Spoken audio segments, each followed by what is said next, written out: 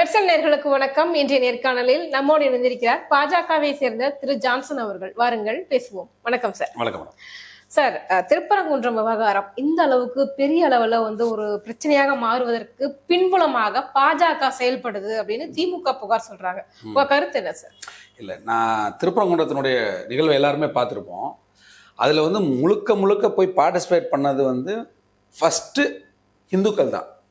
அதுக்கப்புறம் ஏன்னா நிறைய பேர் இந்துக்கள் பாஜகவில் இருக்கிறனால நீங்க வேணா அப்படி சொல்லலாமே தவிர இந்துக்கள் பாஜகவில் இல்ல சார், இந்துக்களே தான் பாஜக. அப்படி அப்ப நான் யாரு?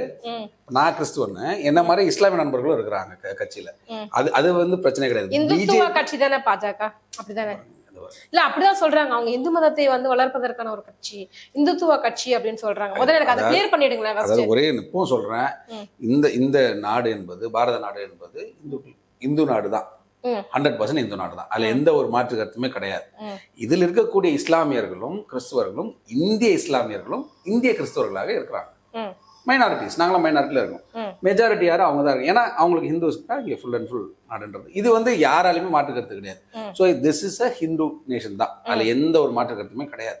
ஆனா இவங்க செய்யக்கூடிய சில வேலைகள், அதாவது ஒரு பிரிவுன்னு கூட நான் சொல்ல மாட்டேன், நேரம் சொல்ல, ஒரு இஸ்லாமியர்களை மட்டும் வச்சு திமுக செய்கின்ற இந்த என்ன சொல்றது ஒரு கேவலமான ஒரு நாடகம் இருக்கு பாருங்க.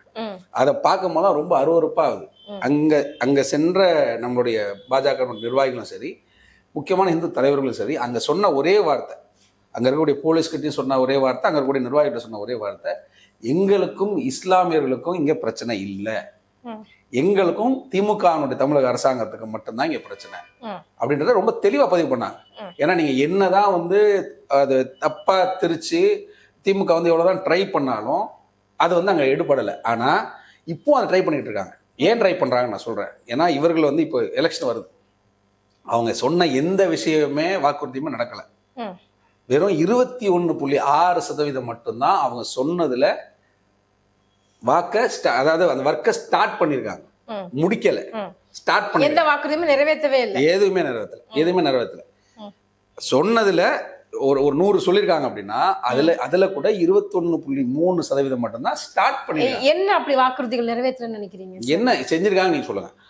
இப்போ நீங்க அவங்க சொன்ன விஷயத்தையே சொல்றாங்க. நாங்க கம்ப்ளீட் பண்றோம்னு சொன்ன நம்ம சென்னையில இருக்கக்கூடிய அந்த பாதாள சாக்கடை 4000 கோடி இருக்கட்டும், இருக்கக்கூடிய இந்த மகளிருக்கு தண்ணி வடிஞ்சிருச்சு. எந்த இடத்துல தண்ணி அப்படி தேங்கி நிக்குது? வடிஞ்சிருச்சு சார். மேடம், அதாவது ஒரே விஷயம் தெரிஞ்சு, தண்ணி வடிதான் செய்யும். ஆமா, 10 நாளுக்கு அப்புறம் தண்ணி வடிதான் செய்யும். அதுக்குதான் சார் 4000 கோடி ரூபாய் செலவு பண்ணிருக்கேன் அப்படின்றாங்க.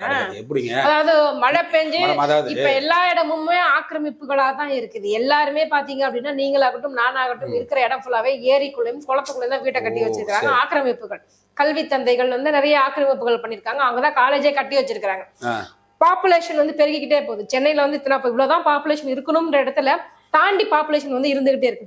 அப்ப ஆக்கிரமிப்புகள்ங்கிறது இருந்துகிட்டு தான் இருக்கும். அதை தவிர்க்க முடியாத ஒரு சூழ்நிலை இருந்துகிட்டு தான் இருக்கும். அப்படி இருக்கக்கூடிய சூழ்நிலையில முடிஞ்ச அளவுக்கு கவர்மெண்ட் செலவு பண்ணி தண்ணியை வடிவதற்கான ஏற்பாடுகளை பண்ணிட்டு தானே இருக்காங்க. அதாவது நீங்க சொன்னதுக்கு ஒரே விஷயம் சொல்றேன். ஆக்கிரமிப்புன்னு சொல்றீங்கல்ல. ஆமா. திரு உதயநிதி ஸ்டாலின் அவர்கள், நம்மளுடைய டெப்டி சிஎம் என்ன சொல்லியிருந்தாருன்னா, ட்ரிப்ளிகேட் அந்த இடம் வெல் பிளான்ட் ஸ்ட்ரக்சர்டு, அதாவது ஸ்ட்ரீட்ஸும் சரி எல்லாமே வெல் பிளான் ஸ்ட்ரக்சர்டு, அதுல எந்த ஒரு டிவியேஷனும் இல்லை, ரொம்ப தெளிவாக எல்லா விஷயத்துக்கும் கரெக்டா பண்ணிருக்கக்கூடிய ஒரு பிளான்டு இடம் அது அப்படின்னு சொன்ன அதே ட்ரிப்ளிகேன்லயே 3 நாளா தண்ணி நினைச்சு 3 நாளா தண்ணிக்கிறதுக்கு 4000 கோடியை செலவு பண்ண அவசியமே கிடையாது. ஏன்னா இப்போ இவங்க சொல்றீங்களே, உடனே வெளிநாட்டுக்கு போறீங்க, அங்க இருந்து முதலீட்டு கொண்டு வரீங்க, அங்க இருக்கிற நாட்டினுடைய வசதி மாதிரியே நாங்க நாட்டுக்கு எங்களுடைய முதலமைச்சர் கொண்டு வந்திருக்காருன்றதெல்லாம் நம்ம பெருமை பீத்திக்கிறோம் இல்லையா? இதே சிங்கப்பூர்ல நீங்க சொன்ன 4000 கோடி இருக்குல்ல, நம்முடைய காசு மதிப்புக்கு மட்டும் 2300 கோடி ரூபாயில அவங்க ஒரு ட்ரைனேஜ் சிஸ்டம் போட்டிருக்காங்க. ட்ரைனேஜ் சிஸ்டம் எப்படின்னா 20 சென்டிமீட்டர்ல 30 சென்டிமீட்டர் மழை வந்தாலும் ட்ரெயின் ஆகிட்டே இருக்கு, ரோட்ல தண்ணி நிக்கல. அது வடிகால் திட்டம். எந்த ஊர்ல? சிங்கப்பூர்ல. நீங்க போய் ஏன் நான் சிங்கப்பூர் நான் சொல்றேன் கேட்டுங்க. ஏன்னா நீங்க அதுதான் ஊரை எக்ஸாம்பிளா காமிச்சிங்க. அங்க இருக்க மாதிரியே திட்டங்களை நாங்க கொண்டு வந்துட்டோம் அப்படின்னு நீங்க காமிச்சனால நான் சொல்றேன். சரிங்களா? அது நிஜமாலே மலை வடிகால் திட்டம். நீங்க 4000 கோடின்னு சொல்லிட்டு இப்போ நீங்க மோட்டர் பம்ப் எல்லா இடத்துலயும் பாப்புலேஷன்ன்ற ஒரு கணக்குல இருக்கா இல்லையா? நான் என்ன கேக்குறேன்னா, பாப்புலேஷனுக்கும் மலை வடிகால் திட்டத்துக்கும் என்ன சம்பந்தம் நீங்க சொல்லுங்க. இப்போ ஒரு ஸ்ட்ரீட்ல இதுல ஒண்ணு, இந்த ரூம்ல வந்துட்டு ஒரு 10 பேர் தான் இருக்க முடியும் அப்படின்னா இந்த ரூம்ல வந்து ஒரு 50 பேர் அடைச்சு வச்சீங்க அப்படின்னா அது எப்படி இருக்கும்? அந்த இடம் எப்படிப்பட்டதா? கரெக்ட். அது ரூம்ல நீங்க ஒரு தெருவுல 1000 பேர் இருக்கிற இடத்துல 1,00,000 பேர் இருக்கட்டும், ஒரு 1000 பேர் இருக்க வேண்டிய தெருவுல அத்தனை பேருக்கு வந்துட்டு இந்த வடிகால் இதுவாகட்டும், தண்ணீர் சப்ளை பண்ணணும், நெக்ஸ்ட் கரண்ட் சப்ளை பண்ணணும், கழிவு நீர் வந்து போகிறதுக்கு ஏற்பாடு, மழை நீர் வடிகால்ன்றது கட்டிருக்கோம். மழைநீர் வடிகாலுக்கும் அவங்களுக்கு தண்ணி சப்ளை பண்றதுக்கும் வித்தியாசம் இருக்கு. மழைநீர் வடிகால வந்து உங்களுக்கு நீங்க என்ன மெட்ரோ வாட்டர் கனெக்ட் பண்ணிருக்கீங்களா? கிடையாதுல்ல. நீங்க 1,00,000 பேர் இல்ல, 1,00,00,000 பேர், 1000 பேர் இருக்கிற அந்த இடத்துல தெருவுல 1,00,000 பேர் இருக்காங்கன்னு வச்சுங்க. நீங்க ரோட்ல ஒழுங்கா மழை வடிகால் கட்டியிருந்தீங்கன்னா மழை வரப்போது தண்ணி போகுது. கரெக்டுங்களா? அதுக்கும் பாப்புலேஷனுக்கும் சம்பந்தமே கிடையாது. அதனால நீங்க அதை வேற என்ன திட்டம் வந்து நிறைவேற்றப்பட்டது? மேடம் எதுவுமே பண்ணல. டாஸ்மார்க் எடுத்துங்க, கொஞ்சம் கொஞ்சமா மூடுறாங்க. திமுகனுடைய நிர்வாகத்துல திமுக நடத்தக்கூடிய டாஸ்மார்க் நிர்வாகம் மூடுறாங்க, அது பண்ணல. அதே மாதிரி ஃப்ரீ பஸ் ஆரம்பிச்சாங்க. முதல்ல 2-3 பிங்க் பஸ் வந்துச்சு, அதுக்கு பஸ்ஸுங்களே இல்ல. அப்படியா? ஆமாமா, ரோட்ல பஸ் நீங்க பாக்குறதே இல்ல. ரோட்ல பஸ் நீங்க கார்ல போறவங்க, நீங்க கார்ல போறீங்க, நாங்க பஸ்ல போறவங்க, நாங்க எவ்வளவு தூரம் போயிட்டு இருக்கோம். நாங்க ரோட்ல பஸ் மகளிர் விடியல் பேருந்துன்னு சொல்லிட்டு எத்தனை பஸ் போயிட்டு இருக்கு தெரியுமா? பாத்தீங்களா? இன்னைக்கு கேமரா எடுத்துட்டு போவோம், வாங்க போலாம், போவோம், எத்தனை விடியல் பஸ் வருதுன்னு பாப்போம். நாங்கள் பார்க்கக்கூடிய பேருந்து எல்லாமே தனியாருக்கு கொடுத்து இப்ப பிரைவேட்டா ஓடிட்டு இருப்பாங்க. ஒரு விஷயம் எலக்ட்ரிக் பஸ்ல நீங்க கேட்டா நான் சொல்றேன், காமாலக்காரங்களுக்கு பாக்குறதெல்லாம் மஞ்சளா தான் தெரியுமா அப்படின்ற மாதிரி உங்களுக்கு வந்து திமுக குறை சொல்லணும் அப்படின்றதுக்காகவே எல்லாமே குறையாவே பாப்பீங்க. என்ன சொல்றேன், நீங்க என்ன விட்டுருங்க, ஒரு பொதுமக்களை கூட்டிட்டு கேமரா எடுத்துங்க, போங்க, ரோட்ல நில்லுங்க, எந்த பஸ் வருதுன்னு பாருங்க. இருக்கக்கூடிய எல்லா பேருந்துகளும் அந்த எலக்ட்ரிக் பஸ் கான்ட்ராக்ட்ல எடுத்து ஓட்டுறாங்க பாருங்க, டிரைவர் முத கொண்டு எல்லாருமே கான்ட்ராக்ட்ல இருக்காங்க பாருங்க. அந்த பேருந்துகள் தான் ஜாஸ்தி இருக்கு. இங்க இருக்க பேருந்து எத்தனை வருதுன்னு பாப்போமா? ஒரு 10 பேருந்து வருதுன்னா அதுல ஒண்ணு கூட ஒரு பேருந்து நம்மளுக்கு வரும். எதே நீங்க சொல்றக்கூடிய நம்மளுடைய அரசனுடைய பேருந்து, மீதி இல்லாம அந்த பிரைவேட் பேருந்து தான் வருது. இப்ப இது நான் சும்மா சொல்லல, நீங்க நேராவே கொண்டு போய் கேமரா வச்சு ஒரு ரோட்ல எங்கேயாவது எடுத்துருங்க, எடுத்து பார்த்து நீங்க பார்க்கலாம். ஏன்னா சும்மா நம்ம சொல்லணுன்றதுக்காக சொல்லல, இதெல்லாம் நம்ம டே டு டே ஆக்டிவிட்டியில எல்லாம் பார்க்கறதா வச்சுதான் நம்ம சொல்றோம். ஏன்னா இப்போ இது இன்ட்ரோ பண்ணியிருக்காங்க, எதுனா இந்த ஸ்மார்ட் கார்டுன்னு சொல்லிட்டு மெட்ரோ ட்ரெயின் நீங்கள் போறீங்கன்னா அதே கார்டை நீங்கள் கொண்டு போய் என்ன பண்ணலாம்னா பஸ்ஸஸ்க்கும் நீங்கள் யூஸ் பண்ணிக்கலாம். அது நீங்கள் ஸ்கேன் பண்ணி யூஸ் பண்ணிக்கலாம். நீங்கள் அதோட டேட்டாஸ் எடுங்க. அதோட டேட்டாஸ் எடுத்தீங்கன்னா இப்போ எப்படி உங்க டிராவலிங் டேட்டாஸ் ஒன்று எடுக்கிறாங்க. அதாவது பாஸ்ட் இவ்வளோ பேர் இருக்காங்க, இத்தனை ட்ரிப்ஸ் போகுது, இவ்வளோ பேர் வராங்க அப்படின்னு. நம்ம பேருந்துலேயும் அதே ஸ்கேனர் தான் இருக்கு, அவங்க பேருந்து பிரைவேட்ல அதே ஸ்கேனர் தான் இருக்கு. அந்த டேட்டாஸ் எடுத்தீங்கன்னாலே உங்களுக்கு தெரியும். இப்போ எங்க பேருந்துல கம்மியா தான் ஆள் ஏறாங்கன்னு யாரும் சொல்ல முடியாது. நீங்க பஸ் வந்தா ஏற போறாங்க. இன்னும் சொல்லிங்க பாருங்க, மகளிருக்கான பேருந்தே இல்லைன்னு அதான் சத்தியமா வந்து பாத்துட்டு இருக்கவங்க கூட ஏத்துக்குவாங்களா அப்படின்றது தெரியல. இல்லைன்னு கிராமப்புறங்கள்ல வந்துட்டு அந்த பேருந்து நல்லா பயனடைஞ்சவங்க நிறைய பேர் இருக்காங்க. சென்னையிலுமே ஓடுது. நான் என்ன கேக்குறேன்னா, பயனடைஞ்சவங்க ஒரு தடவை ஏறி இறங்கிட்டா பயனடைஞ்சு முடிஞ்சு போச்சா? வேற எப்படி பண்ணணும்? பஸ்ன்றது டெய்லி வரணும் மேடம். வராம இல்ல சார், நீங்க பாக்கலன்னு சொல்லுங்க சார். இங்க பாருங்களா, நீங்க டெய்லி எனக்கு இந்த ரூட்ல நான் டியூட்டி போறேன். இப்ப பிங்க் பஸ்ன்றது கூட இல்ல சார், மகளிர் விடியல் பேருந்து, அதுல கூட பாத்தீங்க அப்படின்னா நீங்க பேர் வைங்க. நீங்க பேர் ஒரு நாள் விடியல்னு வைப்பீங்க, விடியாதுன்னு வைப்பீங்க. நீங்க பேர் வைக்கிறதும் நாடகம் நடத்துறது மட்டும் தான் பண்ணுவீங்க.